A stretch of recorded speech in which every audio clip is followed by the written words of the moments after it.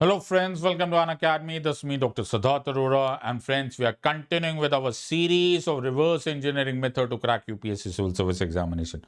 तो इसके हमने काफ़ी सारे सेशंस ऑलरेडी पहले कर लिए। मैं आप सब लोगों से रिक्वेस्ट करूंगा कि आप इन सारे सेशंस को देखते हुए चलो, सीक्वेंस में जाओ। मैं जैसे पढ़ाता जा रहा हूँ वैसे पढ़ते जाओ, तुम्हारा बड़ा भला होने वाला है। नाउ एक आइडिया आएगा और मन में सबके सवाल होगा, सर ये reverse engineering method to crack UPSC civil service examination का लक्ष्य क्या है? What is the aim, what is the final destination? Destination my friends ये है कि बड़े दुख की बात है, बड़ा ही परेशानी वाली बात है कि हजारों लाखों एस्पिरेंट्स पढ़ते हैं। यस, दे डू स्टडी, ऐसा नहीं है कि वो पढ़ते नहीं है, वो लोग एग्जाम की तैयारी करते हैं, लेकिन हैप्पैज़ार्ड तैयारी करते हैं।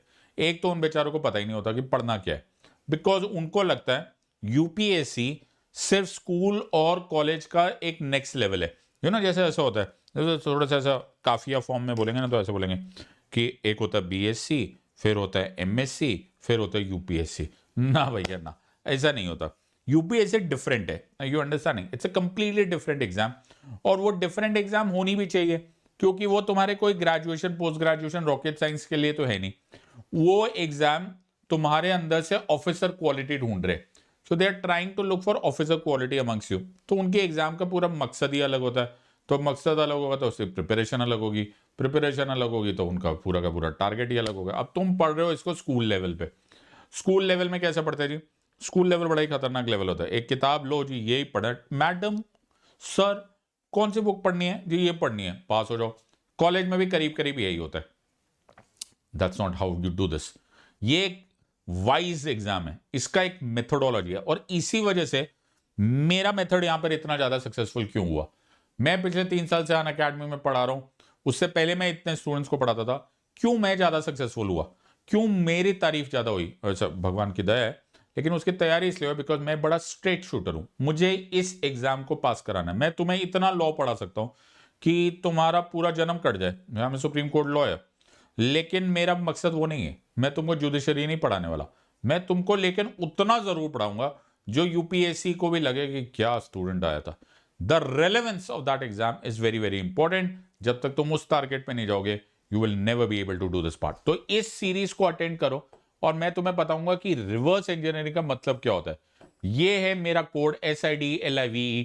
अब ये कोड बहुत ही फेमस है बिकॉज हजारों लाखों एस्पिरेंट्स इस कोड को यूज करके, SIDLIVE को यूज करके हमारे प्लस क्लासेस पे आ गए। तो तुम भी अन अकेडमी की वेबसाइट पे जाओ, अपना टॉपिक ढूंढो, अपना सिलेबस देखो, जो भी देखना है तुम्हें, 1 ईयर का कोर्स लेना है, 2 ईयर का कोर्स लेना है, और जहां रेफरल कोड है वहां पे यूज करना SIDLIVE SIDLIVE। तुम मेरी टीम का पार्ट बन जाओगे, प्लस तुम्हें एक इमीडिएट ह्यूज डिस्काउंट मिल जाएगा। ये मेरा टेलीग्राम चैनल है, please be a part of this Telegram channel. मुझे पॉलिटी गवर्नेंस इंटरनेशनल रिलेशन से कोई भी तुम्हारे साथ कोई भी इंफॉर्मेशन शेयर करनी होती है, मैं इसी पर ही शेयर करता हूं। Please be a part of it. Also along with side this is the code. तो तुम्हारे पास इसका मोबाइल कैमरा है? अगर है तो इस कोड को स्कैन कर लो, और इस कोड को स्कैन करोगे तो भी तुम्हें मेरे चैनल पर एंट्री मिल जाएगी। So we are on Unacademy, the largest online learning platform in India, और भगवान ने चाहा तो बहुत जल्दी the largest online learning platform in the world बन जाएंगे। Why? Because we are the best of the best educators from all over India on one platform. और यहां पे मैं केवल पॉलिटी की बात नहीं कर रहा हूं, यहां पे मैं हर सब्जेक्ट की बात कर रहा हूं, चाहे वो इकोनॉमी हो, चाहे हिस्ट्री हो, चाहे ज्योग्राफी हो, चाहे एथिक्स हो, प्रीलिम से लेकर मेन से लेकर ऑप्शनल तक, ऑप्शनल से लेकर इंटरव्यू तक, अन अकेडमी आखिरी दिन तक तुम्हारा साथ देगा। Don't miss this opportunity. इसको कहते हैं रिवर्स इंजीनियरिंग। क्या बोलते हैं इसको? Reverse engineering. इसको बोलते हैं रिवर्स इंजीनियरिंग। तो मैं तुम्हें कुछ स्क्रूज दे देता हूं, कुछ चिप्स दे देता हूं, कुछ लोहे के टुकड़े दे देता हूं, कुछ इंस्ट्रूमेंट्स दे देता हूं, कुछ प्लास्टिक के टुकड़े, कुछ सीड्स, और मैं बोलता हूं भैया एरोप्लेन बनाओ। ओके, बेहोश हो जाओगे, भैया कैसा, इसको कनेक्ट कैसे करने का? यह डरावना हो जाता है। यही होता है इंटिमिडेशन जब तुम लोग सिविल सर्विस की तैयारी करते हो। जब नए नए स्टूडेंट्स आते हैं वो किताबें देखकर बेहोश हो जाते हैं। अरे बाबा रे बाबा, इतनी किताबें हो गई, इंटरनेशनल मॉनेटरी फंड से तो लोन लेना पड़ गया हमको। ओके, इतनी सारी तो किताबें खरीद ली हमने। सो उसका हम लोग क्या करेंगे? इतनी किताबों को जोड़ेंगे कैसे? इतना सारा सब्जेक्ट मैटर को याद कैसे रखेंगे? पागल होने को होता होगा। 1-2 महीने के बाद ऐसा आदमी है ना, परेशान होने लगता है, हे भगवान बचा ले, कैसे पढ़ेंगे, कैसे हम बनाएंगे? इसका उल्टा तरीका है। Let us go straight from MCQ. MCQs पूछने वाले हैं ना हमको, आंसर्स पूछने वाले हैं ना हमको। हाँ, लेट मी स्प्लिट इट, मैं तुम्हें सिखाऊंगा कि मैं एमसीक्यू को रिवर्स इंजीनियरिंग करूंगा, आंसर को रिवर्स इंजीनियरिंग करूंगा, इस प्लेन को उसके कॉन्स्टिट्यूएंट पार्ट्स में तोड़ दूंगा, लास्ट में दिखेगा तुमको वो स्क्रू, लास्ट में दिखेगा तुमको वो सेमीकंडक्टर चिप, लास्ट में दिखेगा तुमको प्लास्टिक का वो टुकड़ा, तुमको लगेगा ओहो ऐसे कनेक्ट हुआ था। फिर तुम इसको एक अलग ही एंगल से समझने लग जाओगे और तुम्हें सब्जेक्ट समझ में आने लग जाएगा। इसको कहते हैं रिवर्स इंजीनियरिंग। और ये एक गिफ्ट है, और एक और गिफ्ट अनअकैडमी की तरफ से आपको है। सो अनअकैडमी ने हमारे सौजन्य, हमारे थ्रू, राइट, अनअकैडमी स्पॉन्सर कर रहा है what is called as a 25% off. ये दिवाली गिफ्ट है, ये बिगेस्ट एवर दिवाली गिफ्ट है। ये मेरे थ्रू दिया जा रहा है टू द 300 फर्स्ट 300 सब्सक्राइबर्स को ये मिल रहा है जो 1 ईयर एंड अबव सब्सक्रिप्शन ले रहे हैं, ओनली टिल 24 अक्टूबर 2022। ये ओनली बड़ा इंपॉर्टेंट वर्ड है, लेकिन यहां का कोड सिट लाइव नहीं यूज करना, सिर्फ इसी लिमिटेड टाइम के लिए आप कोड यूज करोगे DLYVNBGF। लिख लिया? DLYVNBGF। तो अनअकैडमी के वेबसाइट पे जाओ, वहां पर 1 साल से या 1 साल से ज्यादा की सब्सक्रिप्शन लो, 1 या 2 साल की सब्सक्रिप्शन लो, 24 अक्टूबर 2022 से पहले पहले लेना, और वहां पर जहां रेफरल कोड होता है ना, वहां पे लिख देना DLYVNBGF। लॉटरी लग जाएगी तुम्हें, 25% ऑफ। रियलिस्टिक एग्जाम प्रिपरेशन के लिए फाइनेंशियल रियलिटी को बड़े पढ़ाई करना पड़ता है, नहीं तो गड़बड़ हो जाती है। Do this. Ultimate batches start हो चुके हैं, बहुत अच्छा मौका है, right, get this opportunity. CSAT के लिए भी अनअकैडमी आपके लिए एक स्पेशल क्लासेस ला रही है। ऑल्सो 9 मंथ के कोर्सेज लॉन्च हो रहे हैं। This is huge opportunity. 9 महीने में तुम्हारी सारी प्रिपरेशन कंप्लीट, एंड हमारी टेस्ट सीरीज तो ऐसे ही बड़ी सॉलिड हिट है। 57 out of 79 questions last year तक आए थे, so don't miss this opportunity. अब हमने क्या किया है, हमने पार्ट 1 खत्म कर दिया, पार्ट 2 खत्म कर दिया, पार्ट 3 खत्म कर दिया। 5 क्वेश्चंस यहां किए, 5 क्वेश्चंस यहां किए, 5 क्वेश्चंस यहां किए। इससे ज्यादा स्पीड मैं पकड़ने वाला हूं नहीं। तुम में से जो ज्यादा व्यस्त है, जिनको ज्यादा भागदौड़ है, तो भैया bye bye, see you, sayonara. जो लोग शिद्दत से पढ़ना चाहते हैं, जो सब्जेक्ट को समझना चाहते हैं, जो सब्जेक्ट को अब्सॉर्ब करना चाहते हैं, मेरे प्लस स्टूडेंट्स के सब्जेक्ट याद नहीं है उनको, मेरे प्लस स्टूडेंट्स को सब्जेक्ट डीएनए में घुस गया, उनके ब्लड में है। तो होले होले से दुआ लगती है, होले होले से दवा लगती है। वही वाली बात है, शाहरुख भाई की हम बात मानेंगे और सब्जेक्ट को ध्यान से पढ़ेंगे, लेकिन जो पहले 15 क्वेश्चन हुए उनको हम लाइटनिंग स्पीड पे रिवाइज करेंगे। ये है रिवीजन टाइम। हर क्वेश्चन को मैंने पिछली बार 60 सेकेंड्स में पढ़वाया था और एक्सप्लेन किया था। अब हर क्वेश्चन का तुमको 5 सेकेंड मिलने वाला है। 5 second. 1 2 3 go. Which amongst the following use the term democratic decentralization to describe local government in India? Balwant Rai Mehta committee, Ashok Mehta committee, सरकारी कमीशन, मंडल कमीशन। जिन लोगों ने प्रीवियस वीडियोस मिस किया है वापस देख लो। Answer is Balwant Rai Mehta committee. जिन्होंने करेक्ट आंसर दिया है +1, जिन्होंने रॉन्ग आंसर दिया है -1, 0, और जिन्होंने वीडियो देखकर भी रॉन्ग किया है -100। एक ही बार में तुम्हारे सप्पा खत्म। ऑलराइट, मेरी मर्जी। Question number 2, which are the following provides for alteration of boundaries of an existing state in India? ये राउंड 1 में हुआ था, पार्ट 1 में हुआ था ये पहले 5 question. Article 2, article 368, article 32, article 3, ABCD।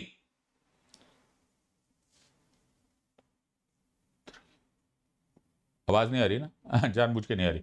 All right, answer is D. बहुत ही बढ़िया, एब्सोल्युटली। +1, -1, 0। अरे 0 का एक अनअटेम्प्टेड का को छोड़ रहे हो? ओके, यहां पे फ्री में तो आ रहे हो, फटाफट करो। ऑल राइट, अनअटेम्प्टेड मत छोड़ो। और जिन्होंने पढ़ा के, जिन्होंने अटेंड करके भी रॉन्ग किया था, -101। लो भैया 101 तुम्हारा शगुन हुआ। Question number 3, Part D states at the time of independence of India consists of which of the following? All princely states, Andaman Nicobar Islands, Jammu and Kashmir state, Delhi.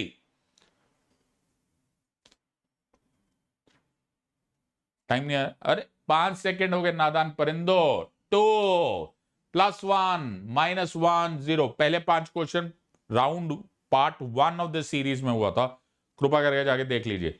उसमें मैंने discussion किया है, elimination समझाया है, सारे facts बताए हैं, जाके अटेंड करो।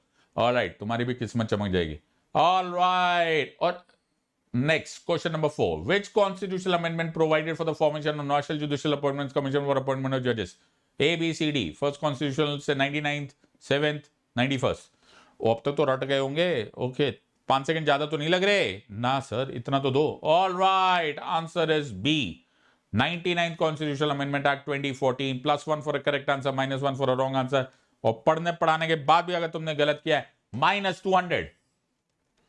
सो -200 ज्यादा हो गया, मेरी मर्जी, मैं जितने मर्जी माइनस करूंगा। Who amongst the following is the chairman of zonal councils to deal with state disputes? Prime Minister of India, Minister of Home Affairs, President of India, Governor of States। फटाफट आंसर दो, 5 second भी नहीं है तुम्हारे पास। और ये बहुत ही googly question था। Answer is minister of home affairs, the union minister of home affairs, by the way. Okay, so everyone should be knowing this. ये था पार्ट 1 ऑफ दिस सीरीज में, और अब हम चलेंगे पार्ट 2 को रिवाइज करते हुए। बताओ, सो पार्ट 2 है, the governor can reserve the bill for the consideration of the president under which of the article of the constitution 111, 200, 201 और 100। तुम्हें याद आ रहा होगा, इस पे बड़ी मेजर कंट्रोवर्सी हुई थी सर। वैसे कमाल की कंट्रोवर्सी हुई थी, क्योंकि हमने खुद ही क्रिएट की थी ये कंट्रोवर्सी। और इसके एक्चुअली 2 आंसर हो सकते हैं, 200 एज वेल एज 201। मुझे उम्मीद है कि तुम लोगों ने दोनों वो सीरीज देखा था, वो पार्ट 2 में मैंने पूछा था ये। ओके, इसी सीरीज का पार्ट 2 जो था, उसको जाके अटेंड कर लेना, तो मैं पल्ले पड़ गया कि इसमें क्यों मैंने इतनी मेजर कंफ्यूजन किया था। बड़े इंटरेस्टिंग क्वेश्चन था, और उसमें मैंने एलिमिनेशन भी सिखाई थी। Question number 7. What is the maximum time period that the state legislative council can delay the state legislative assembly for passing an ordinary bill in case of disagreement between the two? 6 months, 3 months, 4 months, unlimited time. अब तक मैं तुम्हें इतना अच्छे से रटवा चुका हूँ, तुम्हें 5 सेकंड भी ज्यादा लग रहे होंगे।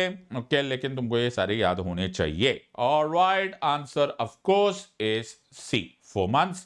मैंने तुम्हें समझाया था 3 महीना पहले इंस्टेंस में, 1 month दूसरे इंस्टेंस में। Total time delay possible is only 4 months।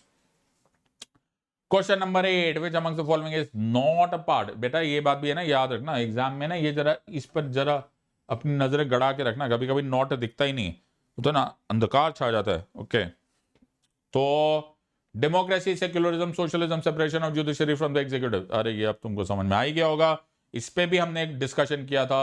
ये पार्ट 2 ऑफ द सीरीज में था, जाके उस वीडियो को जरूर देख लीजिए, ताकि तुम्हें ये एबीसीडी गेम के बजाय तुम्हें नॉलेज का गेम हो जाए।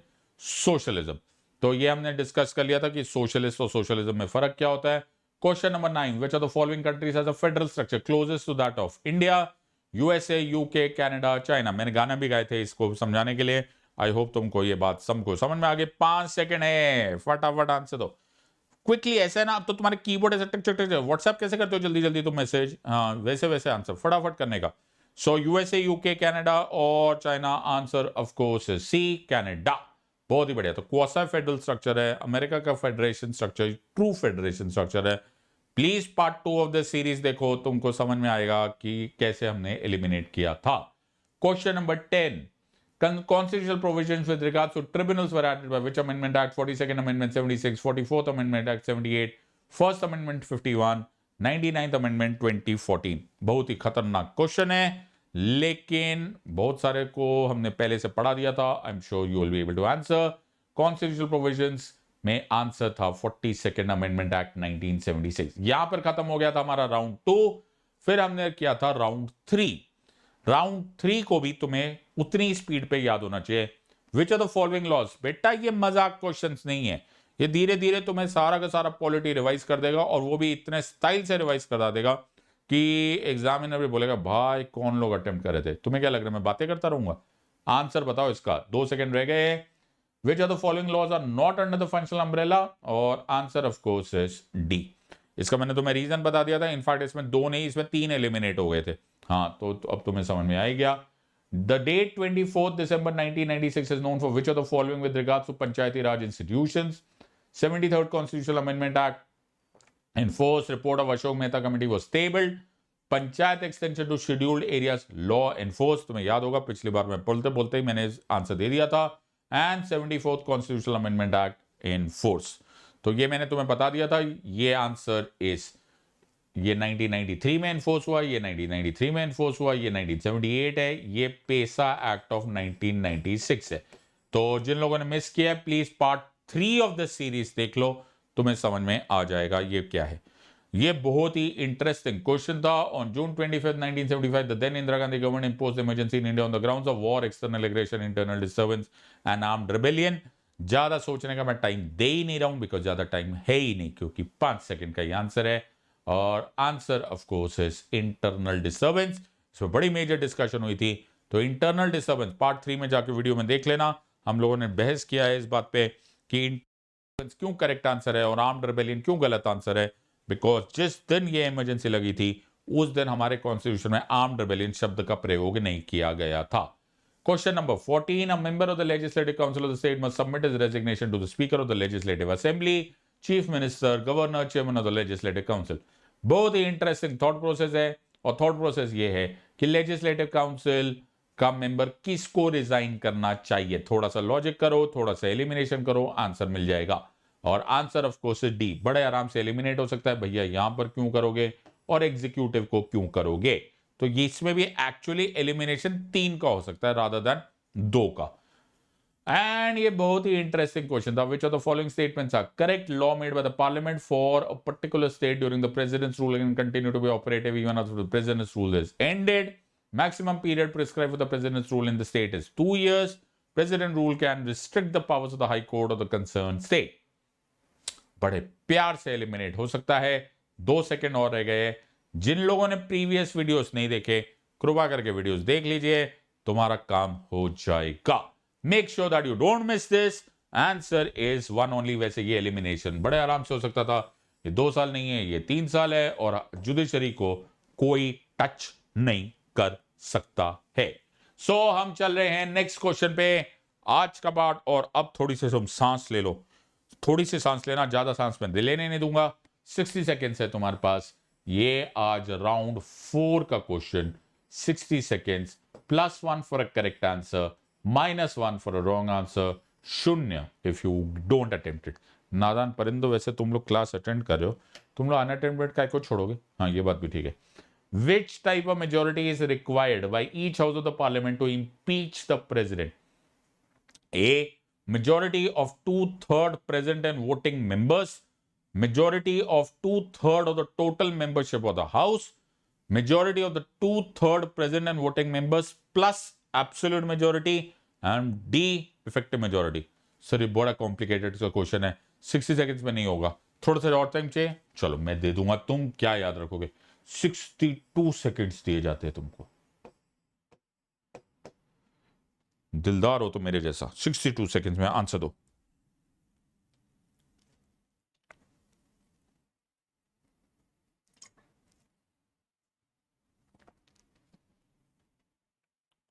रिवर्स इंजीनियरिंग है बेटा, एबीसीडी मत खेलना। क्वेश्चन को स्प्लिट करो। E2C2 फॉर्मूला का नाम क्या है? E2C2 क्या है सर? E2 है 2 एलिमिनेट करने के और सिर्फ 2 पर ही चूज करने के। So 2 eliminate choose 2। Civil services examination में ऐसा एक क्वेश्चन नहीं आया है इतिहास में, और ना आएगा भविष्य में, जिसमें 2 चॉइसेस एलिमिनेट नहीं की जा सकती। यह करीब करीब फॉर्मूला है। इनफैक्ट इससे आसान हो सकता है रादर देन गलत हो सकता है। इन अदर वर्ड्स 3 एलिमिनेशन भी बड़े कॉमन होते हैं, लेकिन 2 तो होते ही होते। So you don't have to even think twice. बहुत बड़े। Which type of majority is required by each house of the parliament to impeach the president? और तुम टाइम मालूम है क्या? 24 सेकेंड्स लेफ्ट। बहुत ही बढ़िया, हिसाब किताब बिल्कुल पक्का होना चाहिए। 24 सेकेंड्स लेफ्ट।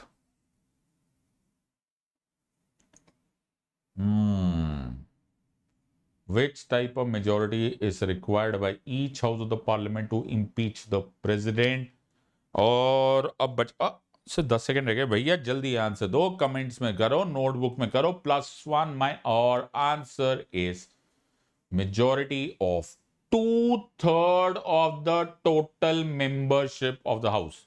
नाउ ध्यान से सुनो, majority of 2/3 present and voting, पहले एलिमिनेशन करना होता है। सबसे पहले याद रखना यार, ये टॉपिक समझो, impeach the president. Article 61, okay, it is amongst that article जो कि प्रेसिडेंट को इम्पीच करने की अलाउ कर रहा है। तो अगर मैं प्रेसिडेंट साहब की इम्पीचमेंट की बात कर रहा हूं, तो हाईएस्ट कॉन्स्टिट्यूशनल ऑफिस की बात कर रहा हूं, तो पढ़ ही लेते। ये हमारी कॉन्स्टिट्यूशन, तो जो कुछ भी आएगा कॉन्स्टिट्यूशन ही सच बोलेगा। बाकी सब तो एवं ही है। तू माने या ना माने दिलदारा, असा ते तेनू रब मन्या। तो article 61 says procedure for impeachment of the president, and the word that is written over here is such resolution has been passed. ये 61 subclause 2 subclause B. Such resolution has been passed by majority of not less than 2/3 of the exact word है total membership of the house. बहुत ही बढ़िया sir, ये highest majority required है। Okay, so it is the highest majority, इसलिए इसको बोला जाता है special majority under article 61 of the constitution. एक ही होता है सर, ये भी रिक्वायर्ड होती है, लेकिन ये आर्टिकल 249 में रिक्वायर्ड होती है। ओके, जब राज्यसभा को रेजोल्यूशन से पास करना होता है that in national interest, parliament को लॉ बनाना अलाउड होना चाहिए for any topic any subject matter in the state list. तो ये हमने पढ़ा हुआ था सेंटर स्टेट रिलेशन पे। तो और ये कौन है सर? अरे ये बड़ी नादान है। Majority of 2/3 present and voting plus absolute majority, ये तुम्हें मालूम है, ये कॉन्स्टिट्यूशनल अमेंडमेंट बिल्स के लिए ये चाहिए होता है। अरे हाँ 368, तो ये भी एक तरह की स्पेशल मेजोरिटी, और ये इफेक्टिव मेजोरिटी है। Okay, this is 50% of the effective set. तो ये चेयरमैन को रिमूव करना या स्पीकर को रिमूव करने के लिए ये यूटिलाइज किया जाता है। बड़े आराम से एलिमिनेशन हो सकता था। ये क्वेश्चन सोचना सिर्फ ये है कि क्या तुम इसको सीक्वेंशियली याद रखो। ज्यादातर लोग ना इसको याद ही नहीं रखते। स्पेशल मेजोरिटी, स्पेशल मेजोरिटी के साथ साथ आर्टिकल्स याद रख लो, अपने आप टॉपिक हो जाएगा। बहुत ही बढ़िया आंसर। और नेक्स्ट क्वेश्चन 60 सेकेंड्स है, ज्यादा टाइम नहीं दूंगा। Which of the following is not true? A, the legislative council once abolished can not be री-एस्टैब्लिश्ड।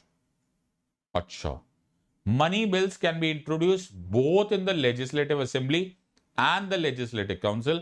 And C, governor can veto a money bill only once. All of the above. बहुत ही interesting question है। Time मैं ज्यादा नहीं दूंगा, पिछली बार मैंने 2 second ज्यादा दे दिए थे, इस टाइम मैं नहीं दूंगा। 60 सेकेंड है तुम्हारे पास। Make sure that you do this. Please eliminate करो। +1 फॉर करेक्ट आंसर, -1 और रॉन्ग। जब तक तुम इसको आदत नहीं बनाओगे, तुम्हारा स्टैंडर्ड ऑपरेटिंग प्रोसीजर ये नहीं होगा कि भाई तुमको एलिमिनेट करना, पहले एलिमिनेट करो। अनटिल अनलेस वो बिल्कुल ही स्ट्रेट फॉरवर्ड आंसर है कि what are the 3 words, what are the first 3 words in the preamble, so we the people. इतना इसको एलिमिनेट करने की जरूरत नहीं पड़ेगी, ये तुम्हें याद रहेगा। लेकिन बाकी सबको तुम्हें एलिमिनेशन से खेलना चाहिए। That's a relatively safer method of cracking this exam. बहुत ही बढ़िया सर। सो अब तुम्हारे पास बच गए हैं, अरे ज्यादा टाइम नहीं रहेगा तुम्हारे पास, 30 सेकेंड्स। हरी अप, एलिमिनेट करो एलिमिनेट करो एलिमिनेट करो। ओके, तो लेट अस अंडरस्टैंड दिस। और एक एक वर्ड को पकड़ो, और कुछ चीजें तो इतनी ऑब्वियस हो जाती है ना, तुम्हें बाद में पता चलता है अरे यार ये तो बड़ी ऑब्वियस थी बात थी। ओके, उसको एलिमिनेट करो, तुम्हें अपने आप समझ में आ जाएगा। Alright, so let us do this. और तुम्हारे पास बच गए हैं 5 सेकंड और, मेरे ख्याल से टाइम हो गया है। Let's go this. सारी रॉन्ग है, सारी रॉन्ग है। पहली बात, जिन लोगों ने इसको करेक्ट किया है, मेरी तरफ से तुमको 2 मार्क्स। मतलब मेरी मर्जी है, मैं जैसे मर्जी आंसर दे सकता हूं। मैं माइनस जितने मर्जी दे सकता हूं, पॉजिटिव जितने मर्जी दे सकता हूं, माई मर्जी। सो ये सब सारे रॉन्ग कैसे? देखो, बुद्धि का प्रयोग करो। सबसे पहले तुम्हें मालूम है मनी बिल जो है वो तो प्रेसिडेंट ऑफ इंडिया भी नहीं वीटो कर सकते। तो गवर्नर तो ऐसे भी अपॉइंटेड अथॉरिटी है, तो उनको वीटो कैसे करे? तो ये ना ऐसे ट्रैप करने के लिए करते हैं यार, ओनली वंस। तो इसको कहते हैं, वो जो जादूगर नहीं होता जादूगर, तो वो जादूगर क्या करता है, वो ऐसा ऐसा करके तुम्हें ऐसा पत्ता वत्ता दिखाता है, घुम। वो कर क्या रहा होता है ना, वो डिस्ट्रैक्ट कर रहा होता है। ओके, वो तुम्हारा अटेंशन स्पैन ना कहीं और दिखा रहा होता है, उस चक्कर में जादू हो जाता है। यहां पर भी एग्जामिनर कभी कभी ये गेम खेलता है, वो है ना ये वर्ड ऐसा लिख देता है, ये देखो ओनली वंस। ओके, सबसे पहले याद रखना money bill is a legislative prerogative. बेटा लिखते चले जाओ जो मैं बोलता जा रहा हूं। मनी बिल लेजिस्लेचर, वो भी डायरेक्टली इलेक्टेड हाउस करता है।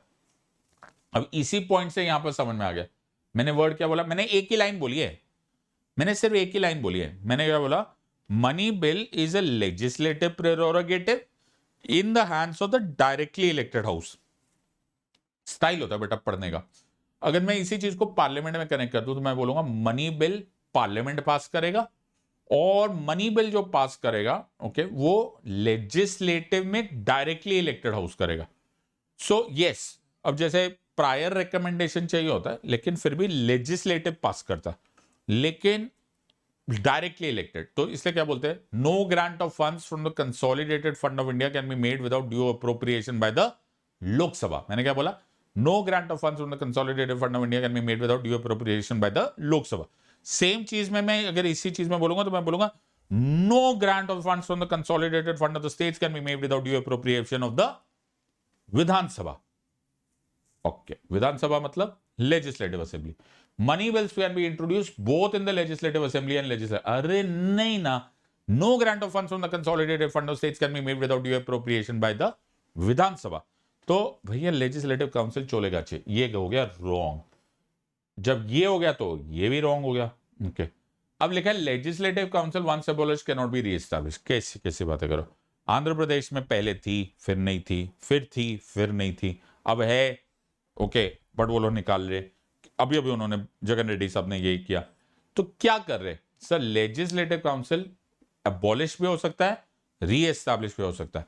अभी तो इसमें मैंने बहुत खतरनाक क्वेश्चन डाला नहीं, इसमें बहुत सारे डाल सकते हैं कि क्या इसके लिए कॉन्स्टिट्यूशनल अमेंडमेंट चाहिए होती है, क्या आर्टिकल 169 में मेरे को कॉन्स्टिट्यूशनल अमेंडमेंट चाहिए होती है, या फिर it can be done by parliament by law, तो it is parliament by law.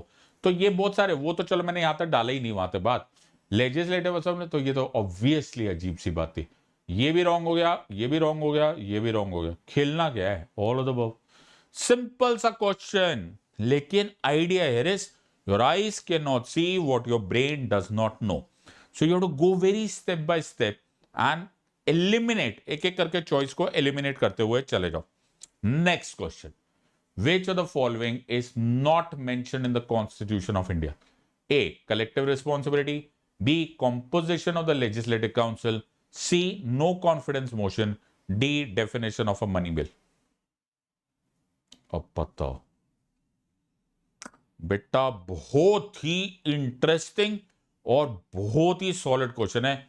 मैं तुम्हें 60 सेकंड दे रहा हूं, तुम आराम से पहले बैठकर इसको एलिमिनेट करो।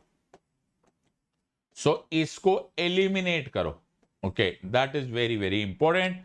Which of the following is not mentioned in the Constitution of India? बहुत ही बढ़िया। Collective responsibility, composition of the legislative council, no confidence motion, definition of a money bill.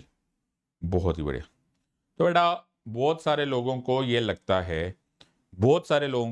है कि सर हमें कॉन्स्टिट्यूशन पढ़ना है, हमें ये करना है, हमें वो करना है, कितना टाइम चाहिए होता है? नहीं चाहिए होता है। Okay, you require a smart method of preparation. मैंने क्या बोला? Smart method of preparation. लेकिन everything which is worth while my friends, everything which is worth while, उसको टाइम लगता ही लगता है। मैंने ना एक इंटरव्यू में पार्ट लिया, तो मुझे इंटरव्यू में पूछा गया कि सिद्धार्थ सर यूपीएससी में बड़ा टाइम लगता है। ओके, किसी का 2 साल लग जाता है, किसी का 3 साल लग जाते हैं। ओके, इसका क्या है मतलब, what do you say about it? मैंने उनको ये बोला, मैंने कहा everything which is worth while, वो उसमें टाइम लगता ही लगता है। इनफैक्ट मुझे तो लगता है यूपीएससी एग्जामिनेशन कंपलसरी हो जाना चाहिए, मैंडेटरी हो जाना चाहिए, क्योंकि तुमने स्कूल में क्या पढ़ा, कॉलेज में क्या पढ़ाई की, ये तो जग जाहिर है, ये तो तुम्हें भी रियलाइज हो ही गया होगा कि आता जाता कुछ होता नहीं हम लोग को। लेकिन ये यूपीएससी की प्रिपरेशन के समय जो समय व्यतीत होता है, या तो तुम आईएएस ऑफिसर बन जाते हो या आईपीएस ऑफिसर बन जाते हो, बट आइदर वेज तुम एक जबरदस्त सिटीजन बन जाते हो। तुम्हारी एजुकेशन एक्चुअली कंप्लीट ही यूपीएससी एग्जाम के लिए होती है। बहुत सारे लोगों को एतराज है, अरे सर जो देश के जवान जनरेशन है ना, वो 2-2 3-3 साल इसमें लगा देती है। माय फ्रेंड्स, अगर जिंदगी में वक्त का ही सारी कीमत है, ओके, और अगर तुम बोलते हो कि किसी को टॉपर बनना है, किसी को यूपीएससी क्रैक करनी है, उसमें टाइम व्यतीत होता है, वेस्ट हो रहा है क्या वो? Certainly not. अगर ऐसा बेसिस होता तो लोग बोलते कि सर 1% भी सक्सेस रेट नहीं होती। बेटा प्राइम मिनिस्टर बनने के लिए तो 0.000000001% प्रोबेबिलिटी होती है। तो एक ही प्राइम मिनिस्टर बनने वाले, तो इस बेसिस पे तो किसी ने ये भी कोशिश नहीं करनी चाहिए कि वो ऑनरेबल प्राइम मिनिस्टर बने। एक नासा के साइंटिस्ट बनने का, एक इसरो के साइंटिस्ट बनने का, एक उसका चैंपियन बनाने का, एक मंगलयान बनाने का, एक सचिन तेंदुलकर बनाने का, एक विराट कोहली बनने का, एक महेंद्र सिंह धोनी बनने की प्रोबेबिलिटी बहुत कम ही होती है मेरे बच्चा, लेकिन everything worth while takes time, everything takes time. तो कवि दुष्यंत कुमार ने बोला था कि कौन कहता है कि आसमां में सुराख नहीं होता, एक पत्थर तो तबीयत से उछालो यारो। तो आसमान में सुराख करना है, तुम्हें सब्जेक्ट इन एंड आउट आना चाहिए, and the answer to this is no confidence motion. Style होता है बेटा पढ़ने का, मैं तुम्हें तरीके बता सकता हूं जिससे तुम वहां तक पहुंच सकते हो। सो कलेक्टिव रिस्पॉन्सिबिलिटी सर्टेनली मेंशन है कि आर्टिकल 75 में लिखा हुआ है that the Union Council of Ministers shall be collectively responsible to the लोक सभा, ये तो लिखा हुआ है sir. Composition of the legislative council अभी अभी मैंने तुम्हें बता दिया, 169 170 में लिखा हुआ। Definition of money bill article 110 में एग्जैक्टली क्लियरली लिखा हुआ है, and that says that any bill which is dealing with imposition, abolition, regulation, remission, alteration of taxes, मैंने क्या बोला, imposition, abolition, regulation, remission, alteration, तुम खोल के देख लो कॉन्स्टिट्यूशन में यही लिखा होगा। लिखा जो नहीं हुआ है वो है नो कॉन्फिडेंस मोशन। ये आरओपी सीओबी ऑफ लोकसभा में रूल 198 में लिखा हुआ है, ये ज्यादातर लोगों को नहीं समझ में आता। Please understand, no confidence motion एक पार्लियामेंट्री प्रोसीजर है। दिस इज नॉट वर्ड, देखो क्या लिखा है, नॉट मेंशन्ड लिखा है।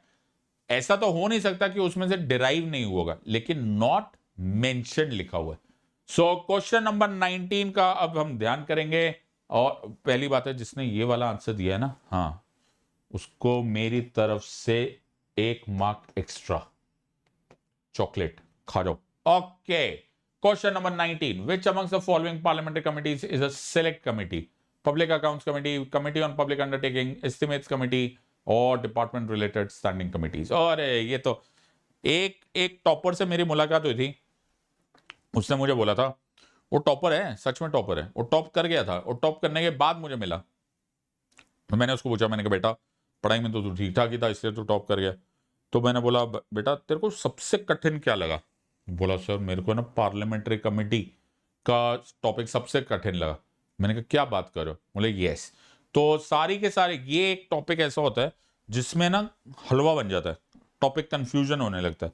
सो इसको भी एलिमिनेशन से करो, इट्स बेटर, बट एलिमिनेशन से ना करो।